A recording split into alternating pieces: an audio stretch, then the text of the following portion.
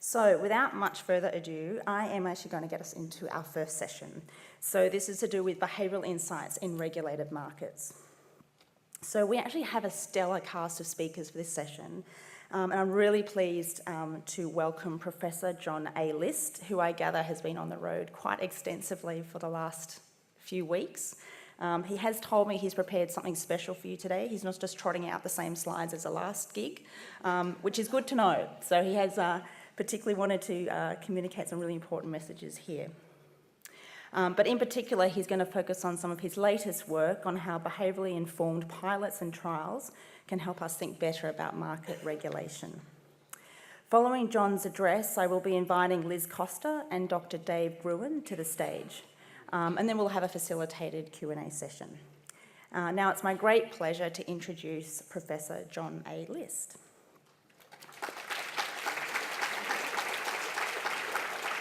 So John List is the Kenneth C. Griffin Distinguished Service Professor in Economics at the University of Chicago and Chairman of the Department of Economics. Focuses his research on questions in microeconomics with a particular emphasis on using field experiments to address both positive and normative issues. His field experimental research has focused on issues relating to why inner city schools fail, why people discriminate, why people give to charity, and why people generally do what they do. Let us all please warmly welcome again John List to the stage. Thank you, John.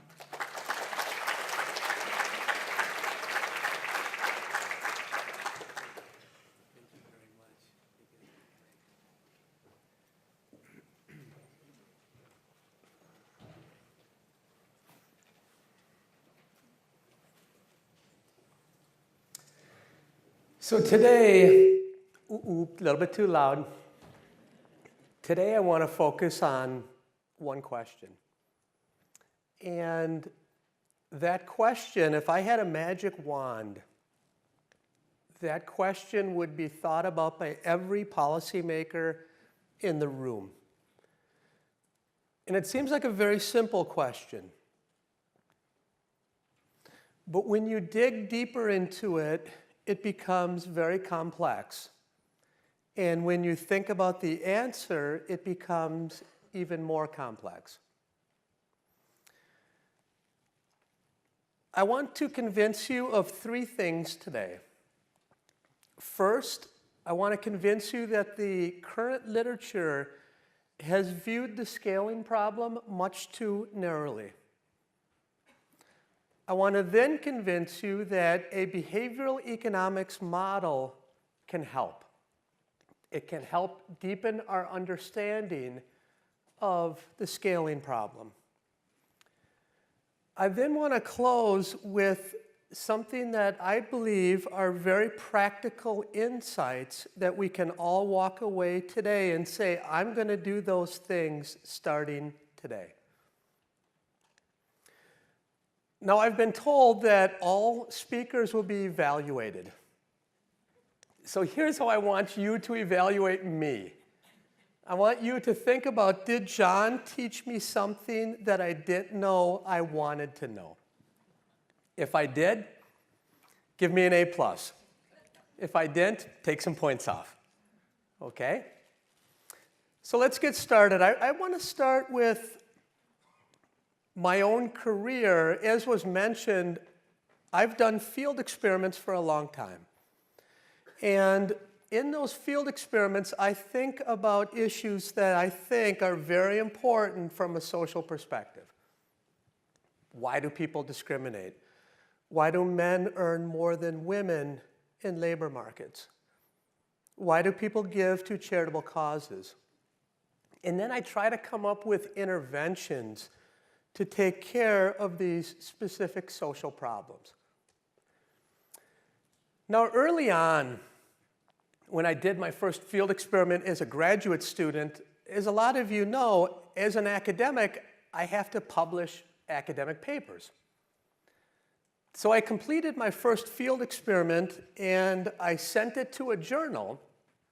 And here's what a referee told me. This author clearly does not understand experimental economics, which is best done in the lab. I strongly advise rejecting this, quote, field experimental, unquote, paper. Now, when you say that to a 25-year-old, it causes you to step back and pause and think, am I going down the right path? Okay, I'll return to this referee report at the end of my lecture today. Now, even with that comment, here is how field experiments have grown since the mid-70s. What I have here on the y-axis is the number of publications in top 15 economics journals. And on the x-axis, I have time. As you can see, we really have had an explosion around the year 2000.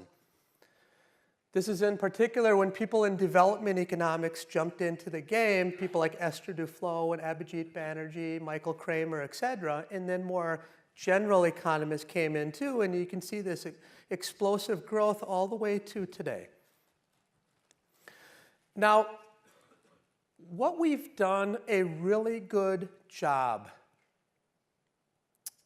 of completing is this idea of generating data. Experimental economists have done a really good job on showing the best ways to generate data and the best ways to think about intervention effects. So that has been spectacular. Now, where we have failed you is what I would call the next frontier. This is, how should we use those data for policy purposes? What is the science behind using science? This is where we failed.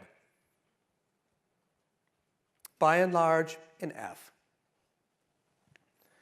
Now, what is the state of the scaling literature? You need just to look in the implementation science work.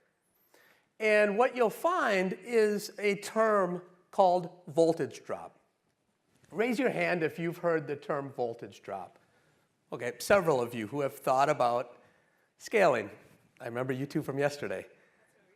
Oh, you heard it yesterday. Very good. I've taught you something already that you didn't know you wanted to know.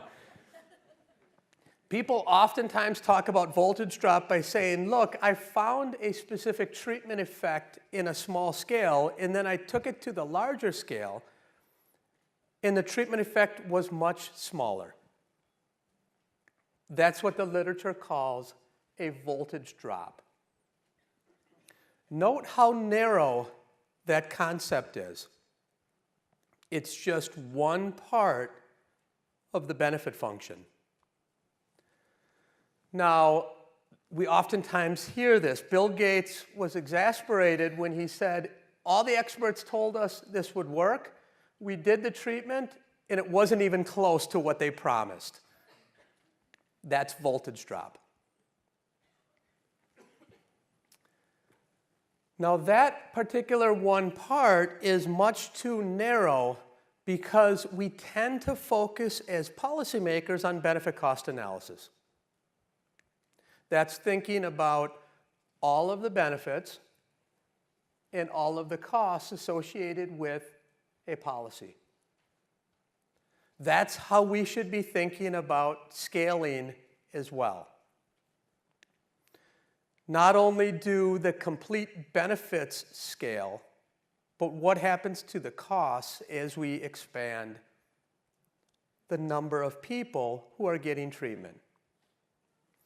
Now, in this world, we should be thinking about what I denoted here is the benefit cost ratio. And that's a terrible term.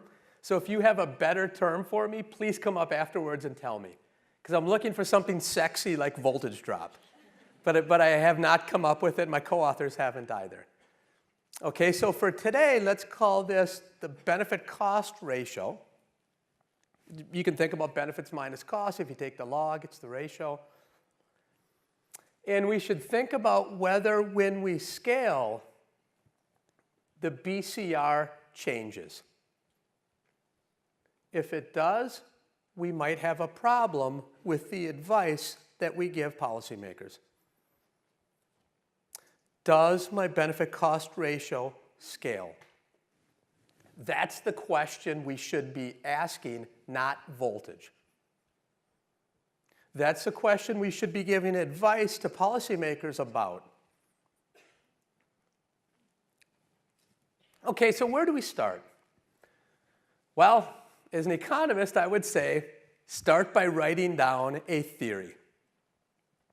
And from there, you begin to generate data to estimate the behavioral parameters in that theory. So today I want to give you a sketch of what the theory looks like. And I want to talk a little bit about the predictions or the insights from the theory. Okay, so any good Chicago economist will start with a market. And in this particular market, I think of three players. You have the government who enacts policy. You have scientists who put forward useful interventions. And you have people who not only are experimental participants, but they also receive the benefits of the governmental program. The three-person knowledge market. Now, you have to start by thinking about what are the objectives of the three players in the market. So far, we've defined the government's objective function is they try to maximize the difference between benefits and costs, and they want to be reelected. That's probably a useful assumption. The researcher has two things in her objective function. First, she wants to produce results that others can replicate. Very useful part of science. Second, she wants to create important treatment effects. Why? Important treatment effects are published in journals, policymakers use them, you get more grant money, et cetera, et cetera, et cetera. So as a researcher, you weigh these two things off. Now, the people, this is very economese here, people just want to maximize utility or their own satisfaction. Okay, so nothing special or behavioral amongst the population. Now, put all of that together, and you can, and I'm going to save you the equations, but I'll put up one equation in a moment. Solve roughly 100 equations, and what falls out of that theoretical model are three things. The first one brings up the notion of what actually constitutes actionable evidence. The second one is about representativeness of the population, and the third, representativeness of the situation. These are the three major components of our holistic model that goes beyond a voltage drop and talks about the complete benefit-cost ratio and the complete market for knowledge. So what I want to do now is I want to dig deeper into each of these three to give you some insights about what we learn. The first one is evidence. Now, policymakers all around the world remind us that they're evidence-based. Obama, I call on every agency to encourage broader use of evidence-based guidelines. Same thing in India. Here in Australia, same thing. PM Kevin Rudd, policy innovation and evidence-based policymaking is at the heart of a reformist government. But what is evidence? What does that mean? I didn't know. So I did a survey amongst roughly 25 policymakers in DC asking them, what is evidence? Guess how many different responses I received of those 25? 25. A common thread would be data. A lot of people said things like, it's one study. If I read one study and I'm convinced, to me, that's evidence. And I will go try to put that into action. That's a little bit lacking if you step back and ask yourself, what is evidence? It doesn't feel like people really have a firm scientific understanding of the question, what is evidence? So let's look into our model and figure out if we can make a scientific definition or statement about what is evidence. So this is result 1 from our model. And it says researcher competition. That means a bunch of researchers competing for journal space and federal dollars and for their interventions to be adopted. And the nature of how winning programs are chosen by government, i.e. the government chooses the programs that are the most effective from the scientific literature. Those two things together imply many false positives, i.e. the literature reporting that something works when it really doesn't. That would be a benefit-cost ratio drop. And what's interesting is a lot of times people say, well, if you have a lot of researchers competing in a really thick market, there will be checks and balances, and then we'll get the truth. It's not true. In fact, it's the exact opposite. The more researchers you have competing, the more likely you are to have a false positive. And think of it this way. Research is you do research, then you get a luck draw. And if you get a really good luck draw, you get a really large treatment effect. And those are the ones that are picked by policymakers. If you have more people taking a ball from an urn, you're much more likely to get a really extreme luck draw. You really think it's good luck, but it's really bad luck. Okay? So how can we take that problem on? And I'm going to go to this American Economic Review paper that I've written with a few of my students, just to give you a little bit of intuition. This will be the only equation today, I promise. So what I have here on the left-hand side is I have what's called the PSP, the post-study probability. That's the probability that the research finding is true. On the right-hand side, we have some familiar terms. The 1 minus beta, that's called experimental power. So a lot of times we talk about what's the power of your design. That's 1 minus beta. Okay? The prior is pi. And then at the bottom, alpha is the level of significance. Usually we set that at 5%. This is an equation that tells you, in the face of new evidence, what is the probability that the result is true? A scientific equation based on what's called Bayes' rule. Okay? So let's go to this example. Yesterday I talked about a really large-scale intervention that I completed with 3, 4, and 5-year-olds in Chicago. So I found really cool results on how I can push COG and non-COG scores amongst 3, 4, and 5-year-olds. So what I have up here is I'm saying, let's assume that my prior was that, you know what, John?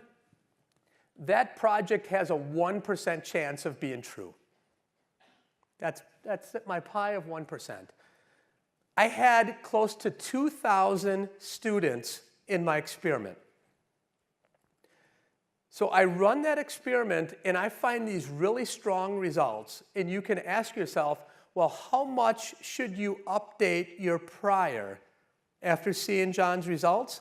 As you can see here, the new PSP is only 2%. So I have this great big study, University of Chicago, Harvard endorsed study. And after reading it, I conclude that this intervention is only correct or has a really large treatment effect only 2% of the time. Is that evidence? I don't think so. Okay, well, let's say that there's an independent replication in California of that result. And let's say they use the exact same sample size. Run it through the equation with 2 studies. You believe the result is true 10% of the time. Wow.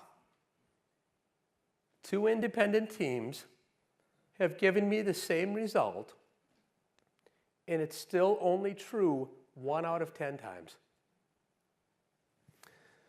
Let's say there's a third replicator in Colorado. They find the same results that I did in Chicago Heights.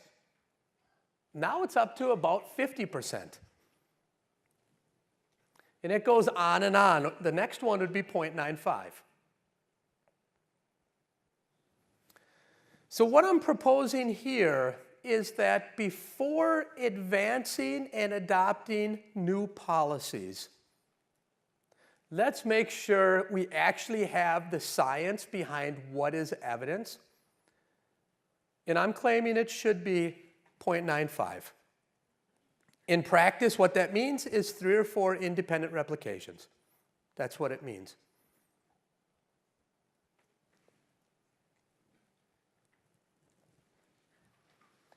Let's go on to the population and talk about representativeness of the population. Result 2, if the scientist values just even a very tiny value on reporting important treatment effects, there will be a benefit-cost ratio drop. Now that can occur through 2 channels. One is publication bias. What do I mean by that? Editors of academic journals demand significant results, and they're more likely to publish big treatment effects, called publication bias. Now, secondly is something totally innocuous. If I'm a researcher and I have a fixed budget, and I just want to maximize the number of people in my experiment, I will present biased results. Why? Because of the way in which people sort into your experiment. The people who are most likely to have large treatment effects, i.e. they expect to receive a lot of benefits from the treatment, they're the most likely to stand in line first. They need to be paid the least to participate. That in and of itself will lead to a large benefit-cost ratio drop. Result 3, the greater the weight a scientist places on replicability, the smaller the benefit-cost ratio drop. Let's go through a few proposals on representativeness of the population. We should actually be rewarding scholars for producing results that replicate. You can think about tying tenure decisions, public grant money, et cetera, to the fact that you've been replicated. Proposal 2B, when we find null results, especially really tight zeros, those are informative, and scientists should be rewarded for null results. Third, we should actually reward scientists rather than scorn them when they attempt to replicate other people. Now, Bob Slonim, I'm not sure if Bob is here, but he's a wonderful Australian economist. He's trying to put these things into action in academic journals, but he needs, of course, a lot more help, and we need to put a strong push from academics and policymakers along these lines of setting up the incentives the right way in academia. Let's go to representativeness of the situation. Many times when we talk about generalizing our results, we always talk and focus on, do you have a representative population?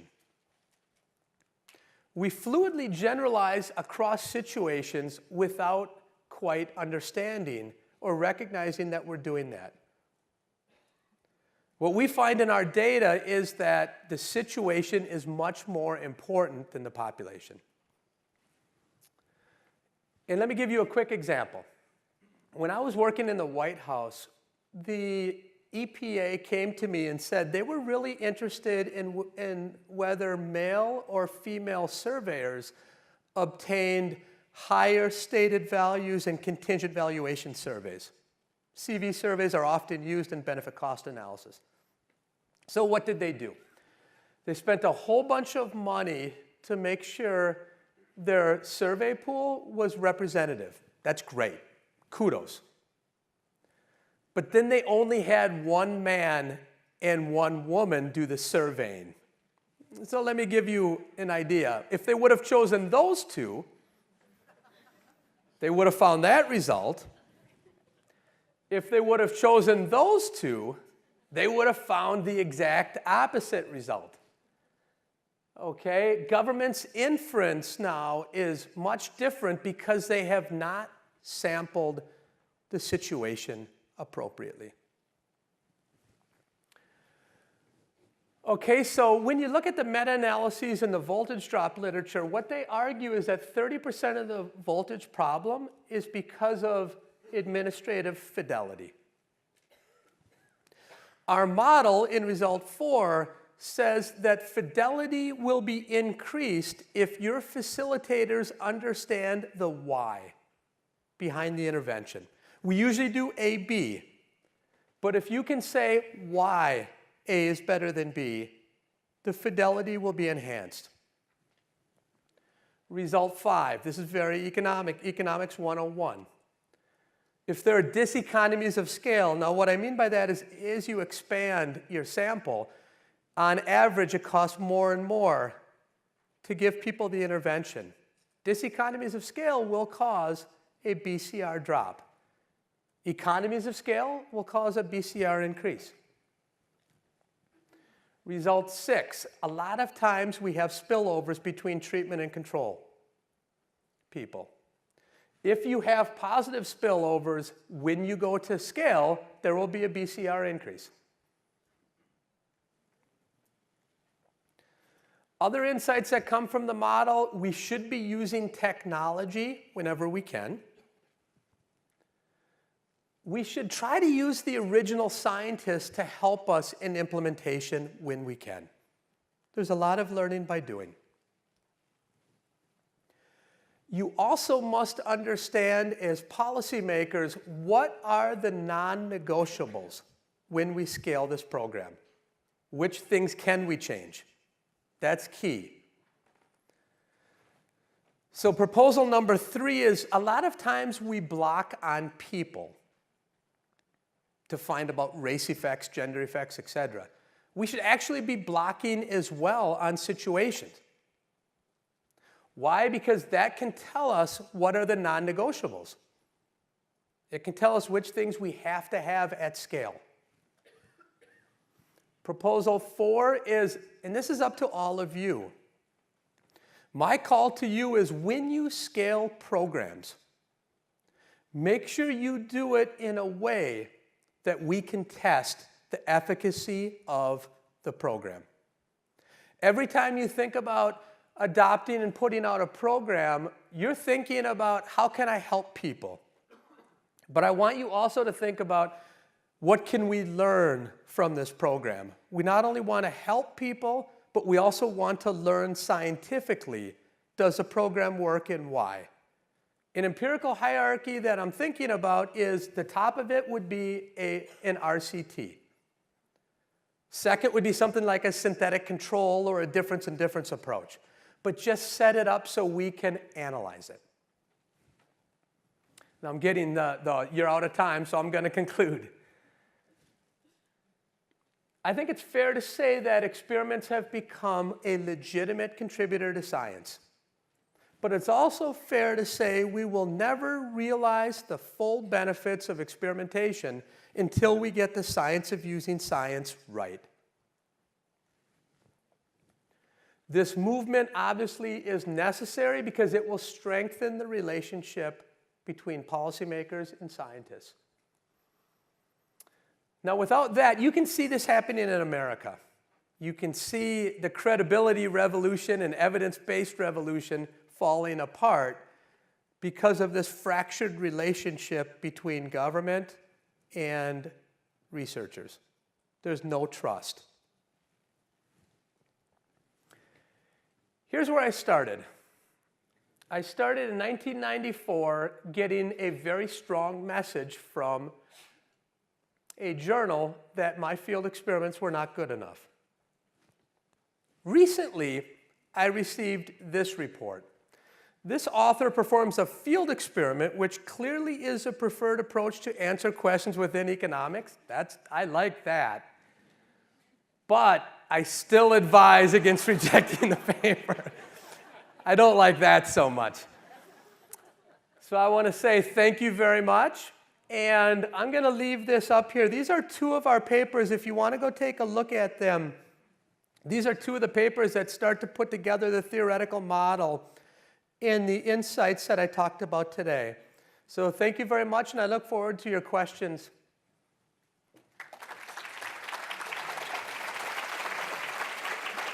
Thank you so much, John.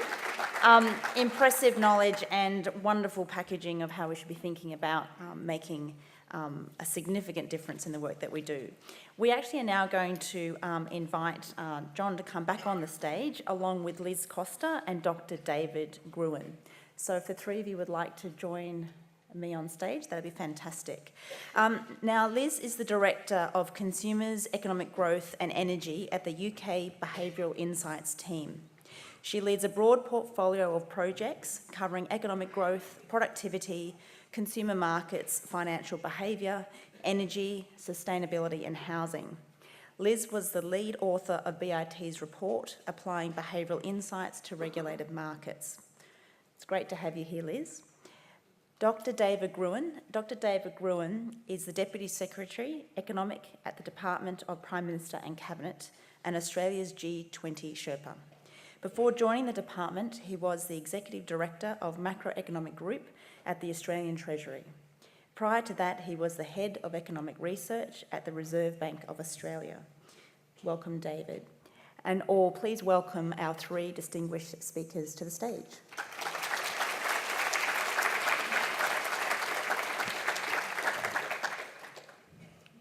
Look, I thought it might be appropriate, given we've heard from John, perhaps Liz and David, I might give you each a chance just to introduce yourselves and maybe a bit of an overview of some of the work that you've been doing. Sure. Shall I go first? Well, thank you very much, Nina, and I really enjoyed your talk, John. So I'm Liz Costa. I'm a director at the Behavioural Insights team in London, and I lead a lot of our work with regulators around the world. And in all of that work, we find that many of the failures in regulated markets are behavioural in nature. So if we take the UK energy market as an illustration, in the UK, consumers have a choice of now 57 energy suppliers. The regulatory barriers to switching are very low, and consumers can save a substantial amount of money by switching. So around £300 or $600, which you'd think would be relatively motivating for people. And yet we find that across that market, consumer inertia and the frictions involved in the switching process mean that in fact switching rates are persistently low in the energy market. And in fact, the equivalent of the ACCC recently estimated that consumers are overpaying for their energy in the order of around £1.4 billion a year. And so at BIT, we're working with regulators around the world to understand and target those behavioural market failures. And we're doing that through conducting online experiments and also field experiments with regulators to test the impact of behavioural interventions. And I'm going to be talking some more about that on some of the panels today, so I'll leave that as a teaser. Thank you very much, Liz. David, from Prime Minister and Cabinet's perspective, how would you consider the concept of evidence, given that was put to us by John? So just let me give you a little bit of background. The beta team reports to me within Prime Minister and Cabinet, and so that's the team obviously that has organised this conference. And there's no question that taking behavioural insight seriously is something that is kind of on the crest of a wave, in the sense that there's a lot of interest across the government in doing this. And so the nature of evidence is something we need to think about carefully, and I certainly found John's comments very interesting from this point of view, and so I was going to give a few reflections on John's comments and the nature of evidence. And I completely agree that a single study that demonstrates something striking is clearly insufficient. And so there's an interesting story about, if you go back in the, if you think about Australia's economic history, the early reforms that we undertook in the 80s and 90s, one way of thinking about that was they were broadly agreed across the economics profession. So so although you can't quantify it, there was kind of very broad agreement that free trade, so reducing tariffs, corporatising government entities, there was a whole freeing up the capital markets. There was a whole lot of things which you could say had a very high quality of evidence behind them, because there was, if you like, the whole discipline just about. There are always contrarians, but broadly the whole discipline bought the idea that these were sensible things to do. And one of the things that resonated with me in the comments you made was that we are moving into areas where they're much more contentious. So in other words, if you're talking about interventions in human services, if you're talking about interventions in a whole lot of ranges of the economy, the nature of the evidence is much more, there isn't the level of consensus. And so I think without understanding the details of the model that you've built, the idea that one or two trials that demonstrate a dramatic result is sufficient for government to turn to pivot and immediately start implementing it, that absolutely rings true. One thing I can absolutely understand why you want so you've set a marker down, which is that the estimated probability that you've got an intervention that actually makes a difference should be at least 95% before you implement it. From where I stand, there's an awful lot of special interest groups coming up with all sorts of reasons why you should do other things. And one way to put this is, the truth is only one special interest group, and it's not particularly well funded. And the idea that you're going to hold yourself to a standard so much more exacting than the other people in the policy process who are pushing you in other directions, I can absolutely understand why that's a kind of gold standard for academics. But if I've got an intervention brought to me by people who I have judged are not doing it because it's in their own pecuniary interests, and they've come to me and said, we're 80% confident that this will make a difference, and I have 5 other people about to come in the room who tell me that I shouldn't do this thing because, and I know exactly why they're telling me that, because it won't help their particular industry, I'm going to go with the 80%. So I absolutely understand where an academic's coming from, but from a policymaker's point of view, there's no question that trying to find out what is actually going on in the economy and what the truth tells you is I mean, one of the roles of the public service is to try and elevate the importance of that relative to all the other pressures. And so my standards are not as high as yours on, if I agree, one study does not make a summer, one swallow does not make a summer, but I'm going to draw the line somewhere before you've done the extra 6 replications and 5 years have passed, before I'm going to say, I can't be sure, but I think we should do X rather than not X. So given that, I'm conscious that we're going to open up to the audience soon for some questions. Did you have a quick response to that, John? And I wanted to ask Liz also about your experiences and some of the challenges, particularly between the relationship between the evidence, the researcher, the policymakers, and getting things done. So, John, you want a quick response? Sure, I can go first. So I certainly take that point, no doubt. In the US, the way the policy works is that it's generally one of many considerations that people look at before adopting a new policy. It's called doing a benefit cost test. And there it's, does it pass a benefit cost test? But a lot of times it ends up around a discussion of equity, not efficiency. And I understand that as a policymaker that we have many competing influences. It's also important to highlight that the benefits and costs of type 1 and type 2 errors are important.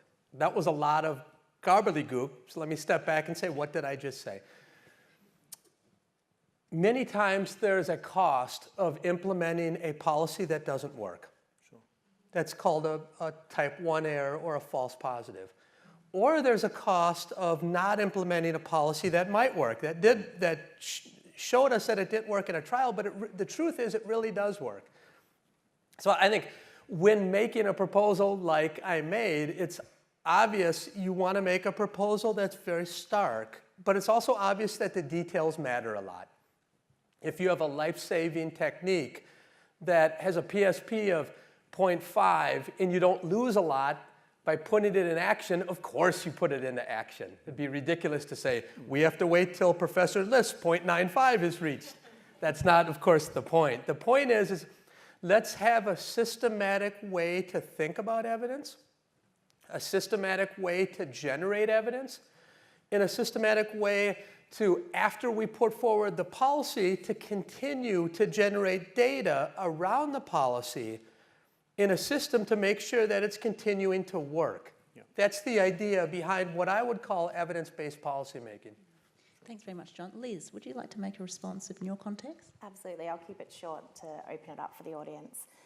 So the Behavioural Insights team, one of our missions has been to introduce more rigorous methods of evaluation into policy making, and so a lot of this certainly resonates with me and with many people in the room, I'm sure.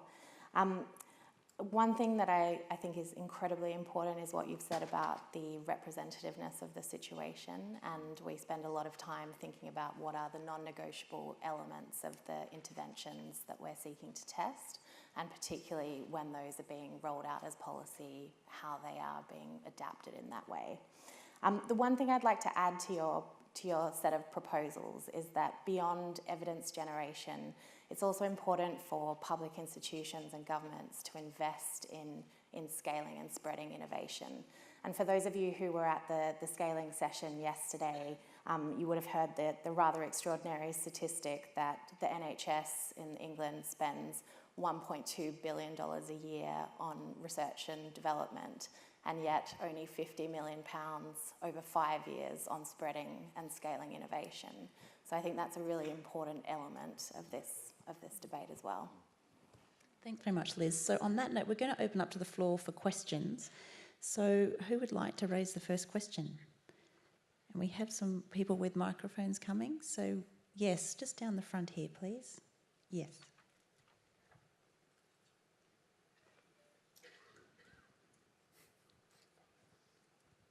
Thank you. My name's Mike Daniels from the Behavioural Architects. I think very interesting comments between David and John there, balancing pragmatism and idealism. I think the question I'd like to ask is, what is sufficient to move forward? I mean, David, you were saying there's one study from disinterested people. John, you're saying, well, maybe if it's a PSP of 0.5, that might be sufficient. But I'd be really interested to hear your views on that question of what is sufficient to move forward. I can go first. So it's very difficult because it's certainly ad hoc. It's like, what alpha level should I choose to determine whether something is significant in a statistical sense? We usually choose 0.05, but that's completely ad hoc. Yeah. I chose a PSP of 0.95. That's my line in the sand. I can promise you it's ad hoc. But my response would be, I'm going to start at 0.95, and then I'm going to look at the details of what are the costs of a false positive or the costs of a type 2 error in making this decision, and then I'll adjust up or down from that 0.95. But I'm going to start at 0.95 as a scientist. So I'm not sure I know the answer to the question, other than to make the point that this is not the only thing that is that is bubbling up when policymakers are making decisions. There are lots of other pressures on them. John made the point they also want to get re-elected, which people scoff at, but I suspect your behaviour would change if every 3 years a whole bunch of people who don't take much interest in you are going to actually choose whether you keep your job or not. I suspect that would concentrate your mind too. But the other point I wanted to make was to back in something that John said, which is something that is incredibly important. Governments do an enormous amount of intervening one way and another in markets and with transfer programs and all that sort of stuff. And the idea of building a culture and embedding it as much as you can to assess how these things are going is incredibly important, because there are pressures in the opposite direction. The pressures in the opposite direction are simple. Once a government has made a call that they want to do something, the last thing they want is some pointy head telling them that this intervention doesn't work. And so embedding a culture where you do have a regime of checking is another way to try and improve the quality of the interventions that governments make. Liz, would you like to make a comment? Just to add to that, that in a lot of our work with regulators in the UK and in Australia, in many cases, policy decisions have been taken already, and the task of the regulator is to decide the best way to implement that policy and also to assess the magnitude of the impact and what they might do next. So in that sense, we've certainly been very active in encouraging regulators to take an experimental approach and an iterative approach to that implementation. That's great, thank you. Do we have time for one more question? Looks like it's this gentleman here, his hand in the middle, thank you. Hi, Liam Smith from Behavioural at Monash University. My question's for John. I guess as an academic, we place an overemphasis perhaps on peer review literature, and as we see, the process from your reviewers' comments isn't perfect.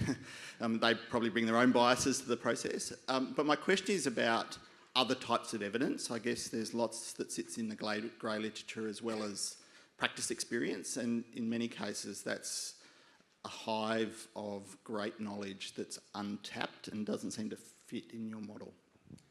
Yes, I think that your point is correct. When you look at the wealth of evidence around issues, you'd probably say about 5% of the evidence is actually published in journals. There's 95% in people's cabinets or file drawers. The model in that way is written to be very descriptive about what is the evidence that government actually has. I'm a journal editor, and I've been an academic for 25 years, and I don't know what you have in your file drawers. In fact, I don't even know what I have anymore in my file drawers from 25 years ago. So the model is a very descriptive one in the sense that it's written so scientists have a very clear objective on what they're trying to do, and government officials see information that's actually published. And they don't see this information that never reaches an academic journal. But let's be clear, though.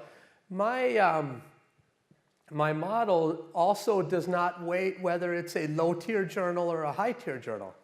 If it's in the peer-reviewed literature, it gets weight in the government's decision-making set.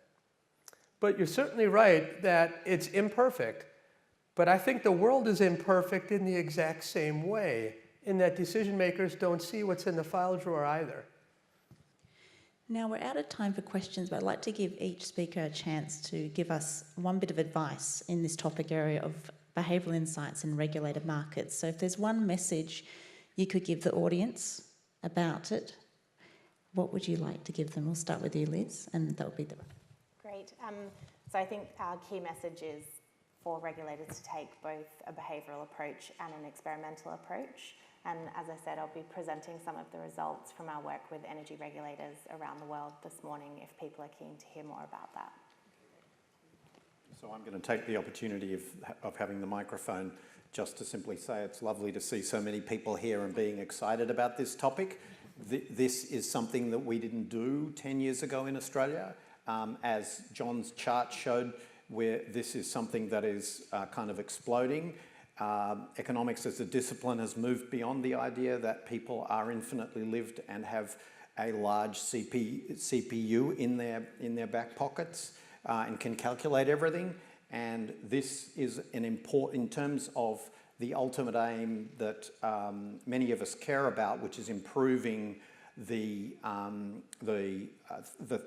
interface between governments and citizens. This stuff is really important, and I'm glad to see so many people energized by it. So that's very well said. I will start with that point as well, that I want to thank the organizers for putting this together, and thanks for having me over. It's great to be back home. I feel that Australia is my second home. I think my message would be very simple, and it was in my slides. It would be, as policymakers, we have many opportunities to change the world and put forward policies that affect people. But what we haven't done in a manner in which we should is each moment we're putting forward a new policy, also set it up as a time to learn yourself. The culture needs to change in that each policy is not just about helping people, it's about advancing the knowledge set about what works and why. And until we do that, we will never have the behavioral insights that we need to advance truly successful policies that really change the world in a very scientific way. Thank you so much. Can everyone put their hands together for Liz, David and John? Thank you.